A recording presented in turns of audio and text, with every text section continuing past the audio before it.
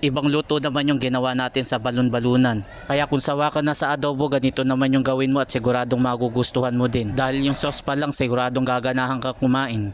Meron nga pala tayong chicken gizzard o yung balon-balunan, bumili ako na halagang 100. Lagyan na muna natin ng asin at saka natin i-massage. Nakakatulong kasi yan na mawala yung madulas at saka yung lansa niya.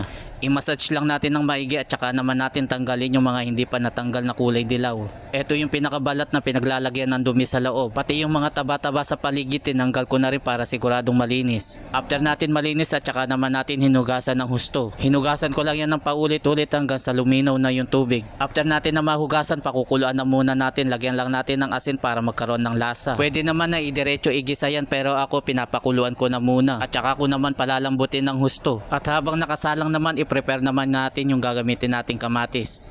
Hiwain lang natin ito ng maliit na parang dice yung itsura. Mag-ready na rin tayo ng isang pirasong sibuyas, hiwain lang natin ito ng manipis. At maglalagay din tayo ng isang pirasong bell pepper. Hiwain lang din natin ito ng pahaba, depende na lang sa inyo kung anong hiwa yung gagawin ninyo. Fast forward na palambot na natin at na-prepare na natin yung gagamitin natin at magisa naman tayo. Habang ginigisa natin yung bawang, shoutout nga pala sa mga bagong followers ko at sa mga nakapollow sa akin, maraming salamat po. After ng bawang, isunod na natin ng sibuyas. Kapag nag-translucent na, pwede na natin ilagay naman ng kamatis. Kung ayaw ninyong gumamit ng sariwang kamatis, pwede rin naman kayo sa tomato paste o yung tomato sauce. Pero ito kasi masarap kung sariwa yung gagamitin natin. Kapag luto na, durugin naman natin para lalong lumabas yung lasa at katas niya. Pakagisa lang natin ng maigi para masarap yung pagkakaluto at saka naman natin ilagay yung balon-balunan. At kung nakarating ka na dito sa bahagi ng aking video, ibig sabihin nag-e-enjoy ka. Paki-comment mo naman kung tagasan ka para malaman ko kung sa lugar ako napapanood. Igisa na muna natin ng kaunti bago naman tayo maglagay ng pampalasa tulad ng powder na paminta. 2